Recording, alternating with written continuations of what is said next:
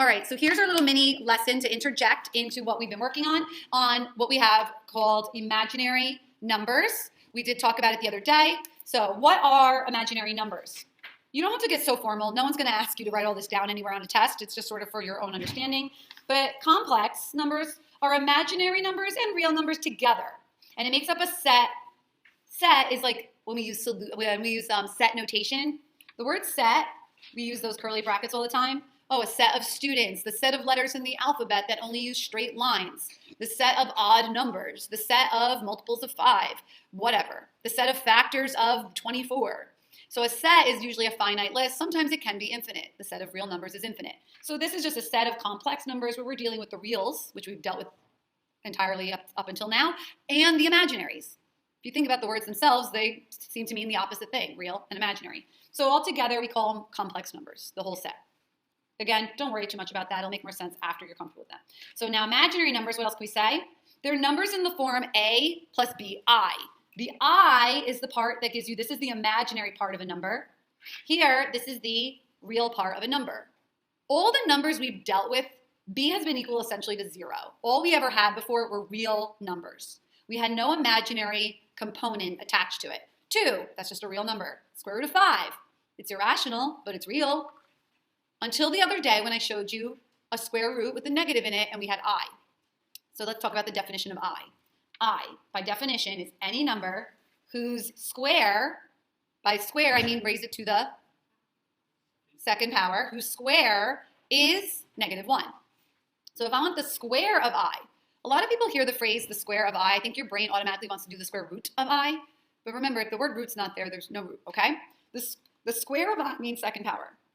So that by definition, I squared equals -1. Whenever you have a squared in an equation, if you were solving, how do you solve? How do I solve for I if I have I squared equals -1? What do you do to both sides of your equation? Take the square root. Absolutely correct, okay? I feel like there's a little hesitation there. You take the square root. So that means if this is true, well, that's also true. This in a nutshell is really what you need to know about I for this class. There is more stuff we can know, but in a nutshell, it's this. Nadav? Yeah, so if they're next to each other, it's really like 3x. It's like multiplication. It works just like x. It's not special when you're adding and subtracting. But here's the other rule with I, which I kind of didn't really write down here. When you simplify, you know how like when we had radicals in geometry? So for example, square root of 8, you would simplify a radical. That's just the rule. We always simplify our radicals. And hopefully we all remember that would you do work and you might write your answer like this, 2 root 2. That ring a bell? Yeah. Yes. Another thing that we have this rule, right? You weren't allowed to have, say I have 2 over the square root of 3.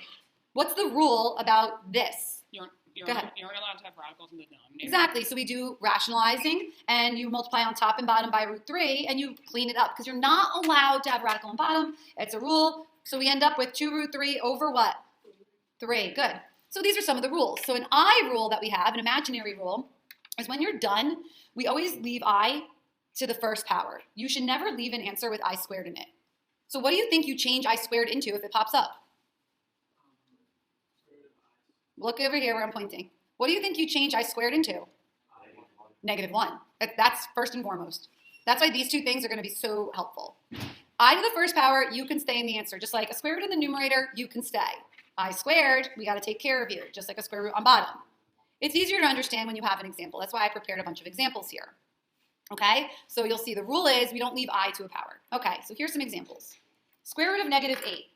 If you have a negative inside, which all of these do, that means to get rid of the negative, in my head, I say to myself, like I used to say, all right, I is going to do some gymnastics. It's going to do a flip. It's going to come on out, this negative, and it's going to land out here. Boom, I. Simone Biles. You know, she puts her hands in the air when she finishes a pass. That's the negative now with its hands in the air. The negative, the square root of a negative, is I. Because isn't square root of 8, really, you don't have to write this step down. I'm just going to show it one time. That's the same as the square root of -1 times 8. Guys all see that? And the square root of -1 is I. So if you want to memorize, when I see a negative in a radical, I comes out, the negative's gone. The end. That's really it. That's all it is. Now all I have left next to it is square root of 8, which I simplify, and then you're done. That's it. So it's just I8. Well, what's the square root of 8 simplify into? I need the square root of 8. 2. So we saw it over there, right? 2.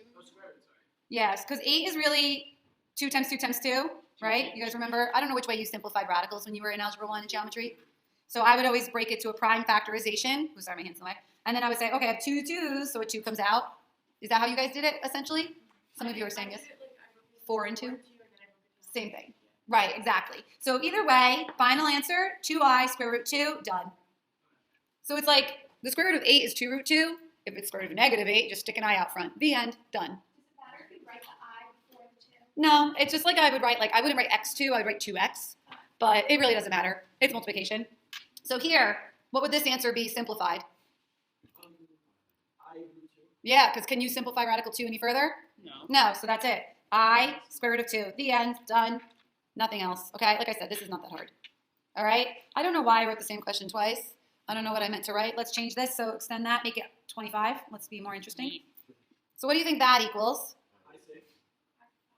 Oh, 25. Sorry. I5, or I would write 5i, but yes.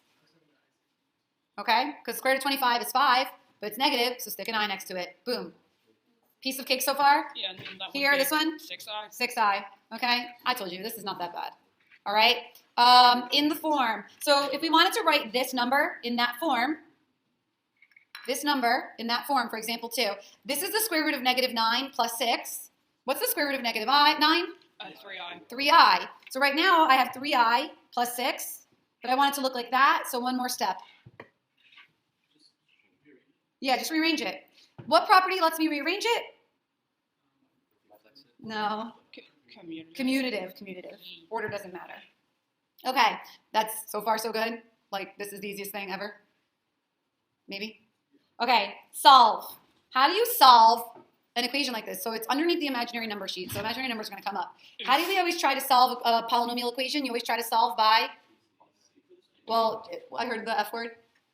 Factoring. You try to solve by factoring first. It's really funky zebras is how you do this. Funky, factor it, and zero product property. But if I try to factor that, what multiplies to 4? I heard AC method. What multiplies to 4 and adds to give you 2?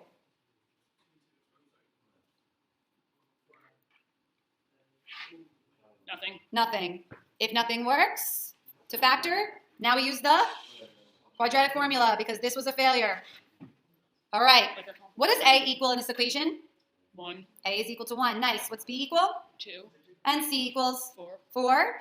I'm going to write down the quadratic formula, and then I'm going to plug it in. Okay, so I'm just going to model it because I know it's probably been a while since you've used quadratic formula, right? Maybe? So make sure we can all actually use it. So quadratic formula says x equals negative b plus, so pop goes the weasel. I can't sing, I'm tone deaf, but x equals negative b plus and minus the square root b squared minus 4ac all over 2a. So if you sing it to Pop Goes the Weasel, you'll probably remember it forever, okay? Next, let's fill in. Negative b means opposite of b. What do I write down? What's negative b going to be? Negative 2. You guys see? Okay, negative 2 plus and minus the square root 4. We're skipping a couple steps, right? I didn't write 2 squared, but I think you'll survive. Minus 4 Squared? times 4, which is 16. Can I just write 16? Are you guys going to survive? Wait, b squared. So We'll get there. Hold on. All over 2a, which is 2. 4 take away 16 is? negative 12. All right, so here's my like lazy step I always do because I don't like writing this over and over. I write negative 12 right there inside my radical. Do you see like how I'm being cheap about it because I don't feel like rewriting the whole thing with the radical. Okay, negative 12. Now some of you could break down 12 depending how you learned to simplify a radical. So 12 breaks the 4 and 3. Maybe you break that to 2 and 2. So x equals negative 2 plus minus, how do I take the square root of negative 12? I comes out and a 2. 3i2. No, what stays inside?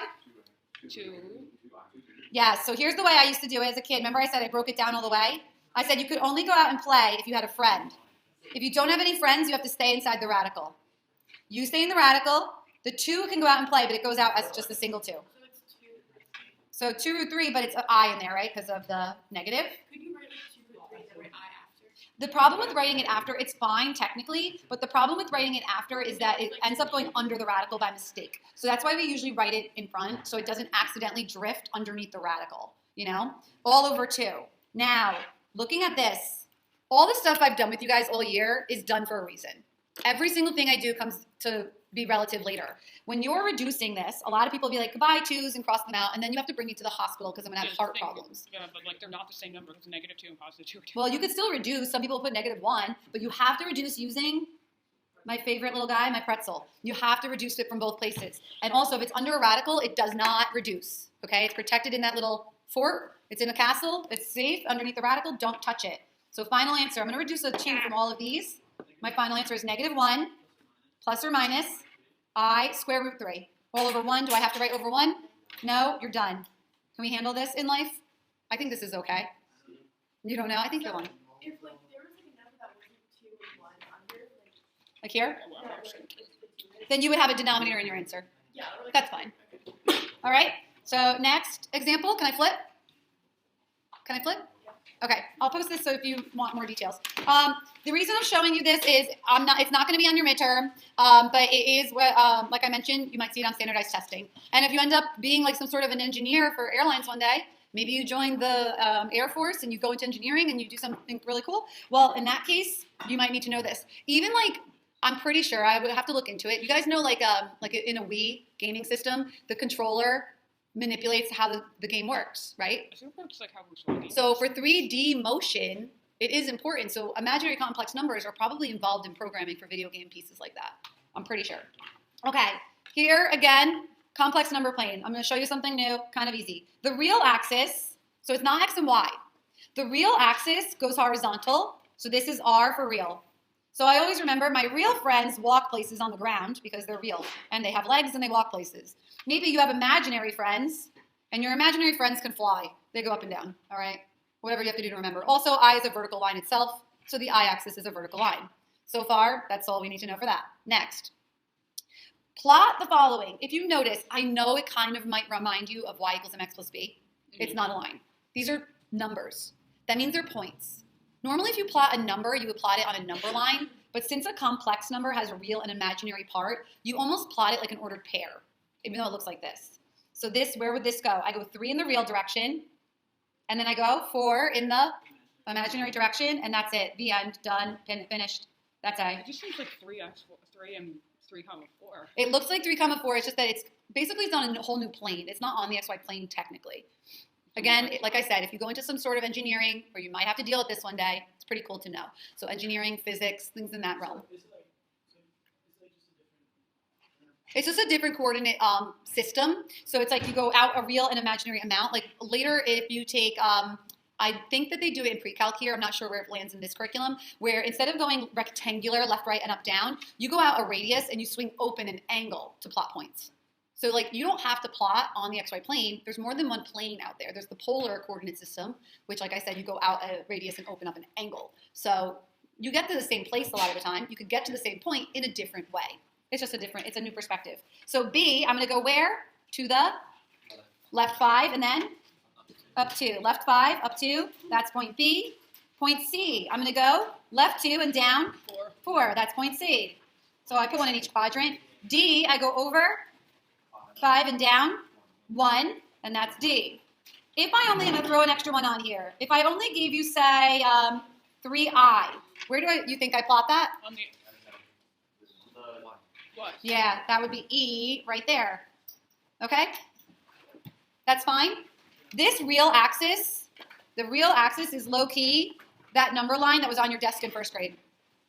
Because if I ask you to plot 4, where does that go? On your little number line, that's 4. Got it? So this is part 1. We will do more later. As a heads up, what does absolute value mean? Nice. Distance from 0. I know we always think of it as positive, so this will continue later.